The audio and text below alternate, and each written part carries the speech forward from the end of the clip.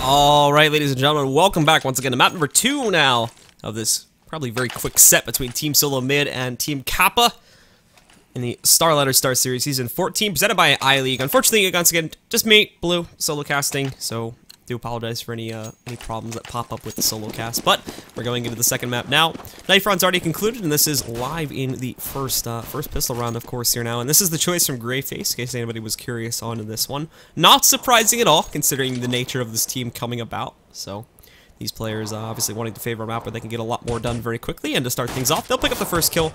Unfortunately, Dupree's going to find the response to it, but Babar doing a great job of holding off those long doors there, going to be able to pick up an additional kill for a total of 2 so far, and this will open up that avenue for this team to push into it. Unfortunately, for Team Kappa, these players now are going to push their way back over here, and they're going to have to go for a fairly long rotate, so TSM are going to be given a fairly long time in order to get themselves into a good position to try to counter this one out. And by the way, I just have to say that I absolutely despise 3 out of 5 of the members of TSM right now for making their names backwards. But there's going to be Jumpy, switching up with another kill there on the device once again. And as they slowly creep their way in, Wheaton. That's right, I learned how to pronounce it on the break. He's going to sneak his way in. They will be given an opportunity to plant. And now Dupree, along with Cage and B, are going to try to work their way back into here. Cage and B actually getting a lot of progress before being spotted now by Wheaton, but they work their way back up over here.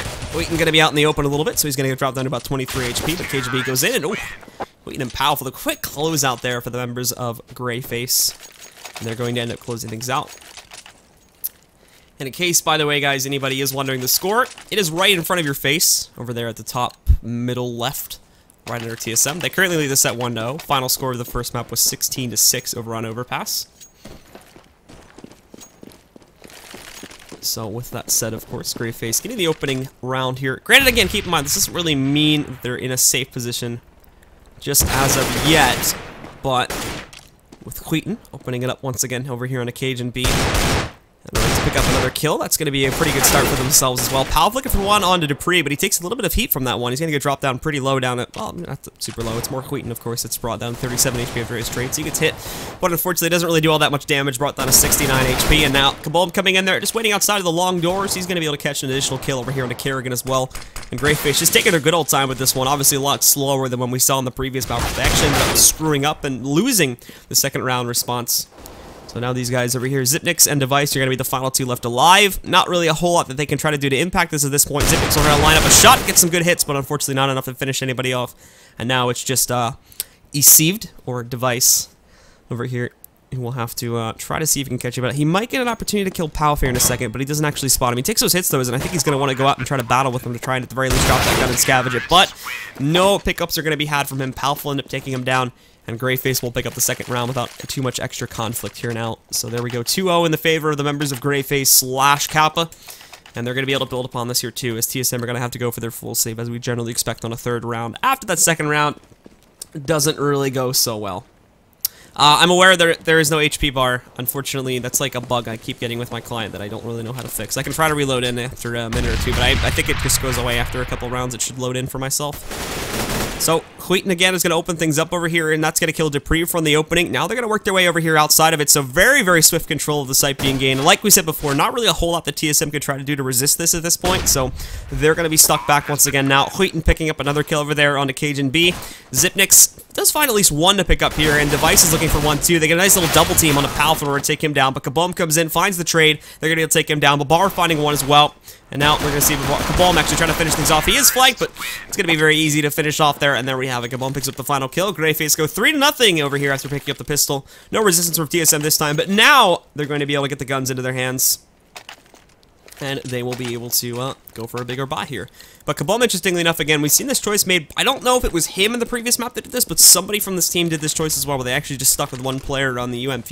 We have seen this, like, this isn't super, super rare to see. Like, we see this a lot with the P90. It is rare to see it, however, with the UMP, as you normally see, like I said before, you normally see something like this happen with a P9 just because it's a little bit more of a competent weapon, but with the UMP, it will be interesting because if it can actually work out well, that's a lot of excess cash that player can build up, especially if he can keep himself in this and keep himself in a very good stack position. But obviously for this time, GreyFace is going to be taking their approach a lot slower, as they don't want to obviously give away a lot of their guns for free. Wheaton already working his way up here as well. The Cage and B not going to get found out just as of yet, but at the same time, Wheaton not wanting to push his way up into the site. He's going to end up falling back a little bit more here, getting himself out of harm's dodge here, and then Kerrigan will be able to push himself forward as well to try to get into a counter out spot in case we see a push coming up from long. It's mainly going to be happening from Cat, so he has to hope that Kabom pushes towards him or that he can get a really mean lineup from Pit or something like that, because unfortunately he's not really going to be able to help out his team all that much. KGB will end up falling back over to watch out for more of a long push there too, and they're gonna take the bait on this one, hook, line, and sinker, or pretty much all of their attention is diverted to long right now, where in the meantime they've got nothing coming in from that avenue at all. And in fact, this might end up being a mid to B split, which is looking like it's going to be the case. Now Jumpy pushes out from there. They've got no smoke to cover it, so they're actually going to end up mollying that, I do believe, but this is going to make it very obvious, and this will be a very awkward take indeed from the members of GreyFace, because there's the smoke now from Jumpy, but why would you have mollied that in the first place if you were just going to smoke it out and work your way through? So they see this coming. Device picks up 2 before being traded out there by Babar, and I think he gets a 2-for-1 headshot there as he takes down Kaboom and Jumpy. So he's going to work his way up. Alf is going to spot this player in the left corner, but he's going to win that trade there anyway. He takes it down. Nonetheless, each player find their way into the site. The rotation's coming off so quick, and there's only 3 seconds left to plant. They just barely are able to get that plant, thankfully, because they find these entries, and that player inside of the site doesn't end up getting traded out, but now Kerrigan finding the opening through the tunnel over here. He's going to be able to take down Wheaton, and it's just Babar who's going to try to push through the smoke, but they're waiting for him.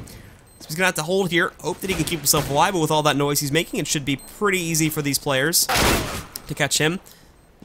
And now Kerrigan is going to be able to take him down.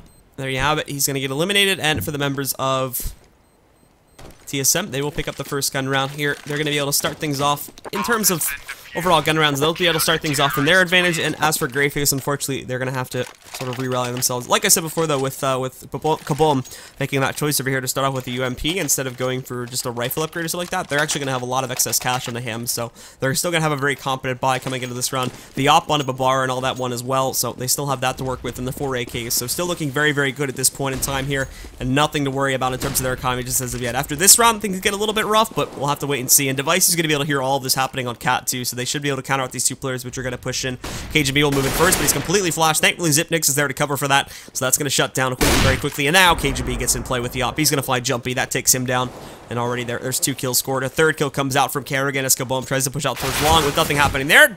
Pretty gets a little bit over-aggressive, and Palf is going to be able to catch him out, so they find 1 kill there, but that may end up being the only one they get as Device sitting behind the Xbox. No one even calls that as they hadn't even spotted. Just pushed through the mid doors. He finds this one, and now final player left alive here for GreyFace is going to end up being Babar, armed up with the op at this point.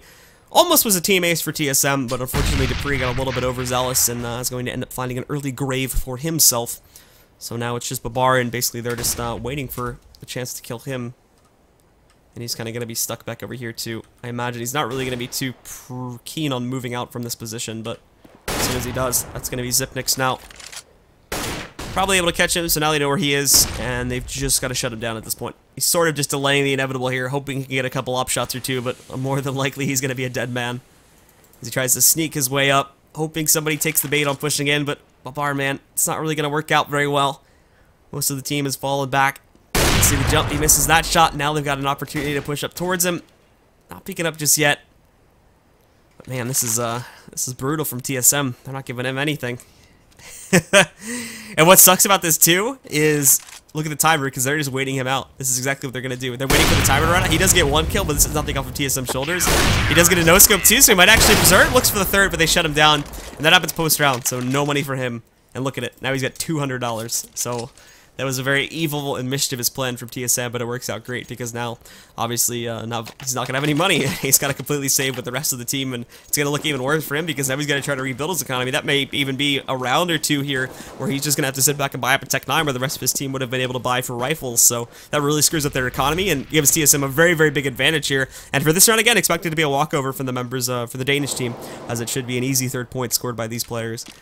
Device will just sit on the B side as they go for the usual split. Not really a whole lot of proactive watching of middle, just because of the fact that in this round it wouldn't be too big of a detriment to let them get through middle initially. The bigger problem would, of course, be letting them get through, smoke it, and then push their way up onto the B site. But, you know, with the guns they have, especially with no additional kills going off on the members of TSM as of yet, it wouldn't be... It's not really going to be too hard to handle a mid-rush, just because of the fact that, obviously, it's just those pistols, and you can easily line up, hold the door angle, hold the window, and just take them out one by one as they try to push their way up onto the site. It won't go very well, essentially, for GreyFace, is the moral of the story here. And TSM realized this, so they play it back, just take their time with it. There's no reason to rush this, and they're just going to wait for the members of GreyFace to play into them so that they can take them out nice and swiftly, knock them out, and get that 3rd point onto the board with minimal losses. They did lose a couple players at the end of that round order to make that play and basically destroy his economy over on Babar's side. So they end up losing a couple of guys there, and it's a pretty expensive strat, but it pans out because now it's really going to muck up their economy buys for a round or two here. And they do get a couple more players up on a cat, but the bomb is still sitting down below, so if Device can catch Palf, then they're going to be able to stop this before it goes anywhere. Jumpy tries to jump out into the open, but unfortunately Device catches him. An additional one, looking for the 3rd over here as Babar jumps through, and there you have it. Device with the easy mop up. 1, 2, 3 a root, and that's the 3rd point now being tied up here. And Babar even trying to figure out, man, how much HP do you have? We almost got you, but not going to be happening there as Device. Well, he's Device, and that's going to end that round very swiftly. GreyFace actually are able to go up for another buy up here. Babar gets tossed a gun by his teammates. That's going to lower the amounts overall for the rest of these guys, but they still get the 5 AKs in the mix. Everybody's got armor and whatnot here too, along with a decent utility stack except over on Wheaton. Now for the rest of these guys on GreyFace, they'll back and just play for middle control right now, and Palf, although he tries to get aggressive in the tunnel to open things up for a mid to B split that I think this team wanted to initially go for. Not going to get fast Dupree with that one. He finds him out as very quickly going to be able to take him down. Device looking for this kill over here in middle too, but he leaves himself a little bit too overexposed, so he's going to be able to come in here and find that kill. Babar picks up a second after Dupree finds the trade over onto Jumpy himself, and now they're going to re-smoke that out to prevent the re-entry from the members of GreyFace. They're now going to push their way into the tunnel, and I imagine they would just go for the B site tick at this point. But one of the problems that we saw the last map too is that they wouldn't really take too big of a movement upon a lot of their advantages. They would get these advantages, but then they would do exactly what they're doing now, where they sit back, and it's great because specifically now that they know this map and they're able to play this map a little bit better, it works out here because they can sort of play that to their advantage and look for these extra picks and whatnot. But on that last map, it sort of became a detriment because TSM was able to abuse that a lot more. If TSM were able to get themselves back into a good position and start to re-abuse that, then I imagine things would get a lot more drastic here for the members of GreyFace. But so far, this kind of thing seems to be working out for them. And in this round, it might actually net them the victory point here.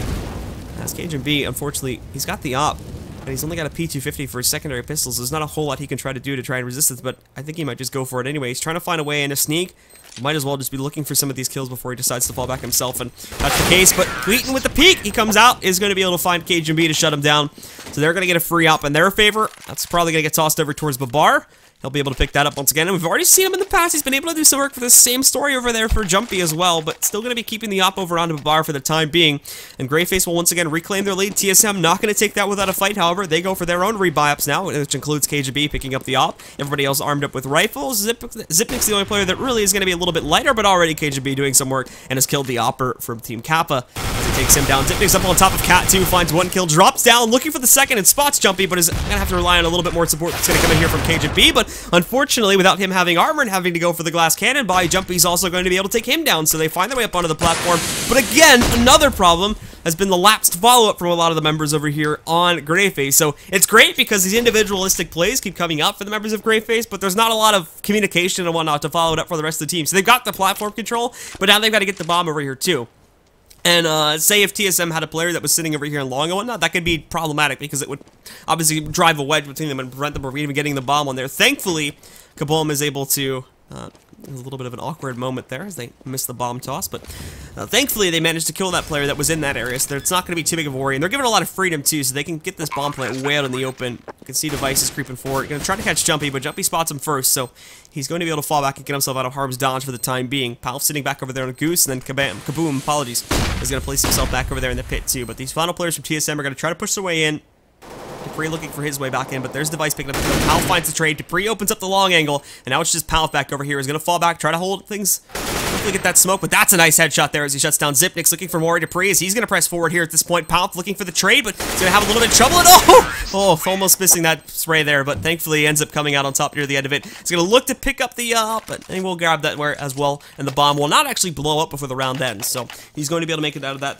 The yacht will be reclaimed by the members of GreyFace, and that's going to get tossed back over onto Kaboom, so they still have that in the mix. He should be able to buy up his armor and everything at this point, and actually he won't be going for the op this time. Well, actually, no, apologies, that gets tossed over to Babar, and yeah, he's going to have the op, so they were just waiting for him to buy up and for him to pick up the AK so that they could toss it over to their teammates, so they're still going to have that, and now for TSM, they've been broken, so GreyFace can actually establish a pretty strong precedent for a lead at this point here now. Dupree's going to toss that smoke back out, and as for the members here of Team Kappa, they'll have to try to push their way out into that site, but they'll be denied of that opportunity for the time being. They don't want to take their chance of going up against the Deagle there from Dupree. He's already had some very impressive rounds with that. striking these headshots left and right in order to take these players down. But weren't able to find it just as of yet. And now they're going to end up falling back. And again, shifting their perspective over here towards the middle area where they've been having a lot more luck just in general with making these pushes here. And obviously a lot more of a default position for the T's to play out towards there. Get that mid control, and then you're given a lot of options to move your way out from there. But nobody actually watching proactively, at least I should say, just outside of the long doors. So if the timing from TSM is good, and if Kerrigan presses through after, Kabom is going to end up looking away and commits himself over here to either Cat or pushing in with the rest of his team through middle there, then that could be an opportunity for these players to flank them out. I think it's going to be a little bit too quick, though, from the players on GreyFaces. They're just going to go right for this mid to B split here at this point. They worked their way into there. Zipnix is going to look for a response as he does catch some of this, so it pushes them back. And that tunnel push is going to be held up by this one here, too. But they've got to go for it because there's only 25 seconds left. But there's Dupree. Finds one headshot. Device sitting up on top. He's going to catch him with the CZ and falls safely behind the boxes. Now they're rolling back in, and that mid push is just not going anywhere. They've all regrouped themselves to try to make a push out from here. There's Kabam. He's going to find two. And Babar gets the shot through the door there and the headshot. But there's KJB still doing some work with the scout. Almost going to finish off Wheaton. He does survive the encounter, but now he's only at 7 HP. Kerrigan's going to roll right in and catches Wheaton out in the open. Now armed with an AK. Going to press forward to try and finish off the bar. But he's got that up, so he's got to be careful, and thankfully Babar comes out on top. That flash timing was not the best, and he was actually still completely able to see him, so he takes him down. GreyFace just barely are going to be able to manage to squeak through that round, and now TSM again will have to go for a complete save at this point, as they did go for a little bit of a force up that time. Tried to go for more of an aggressive buy, and obviously bringing the scout and whatnot into play to try and just force it all the money they could to try and prevent GreyFace from really running away. But now they're not only going to allow that, but GreyFace should have another fairly easy round in their future here at this point to pick up a 7th point for TSM. Not really a whole lot there are going to be able to invest into this round, and you can already see the members of GreyFace essentially running them over. Kablam picking up those 2 frags there. Pal finding an additional one. Now just Dupree and Device are the final 2 left alive in the middle, and Palf catches onto this one, so he's going to move it. He finds another kill, and they know Device is sitting over there in that corner, so Palf gets a pretty impressive round for himself off of 3 kills there, and Kaboom picking up the 2 initially to really open up that opportunity for him. So GreyFace again in a very safe position now on this T side, and actually encroaching on sort of a dangerous amount too here is, again, a lot of improvements have been made from the previous T side on that map there too. It was just seemed very lackluster from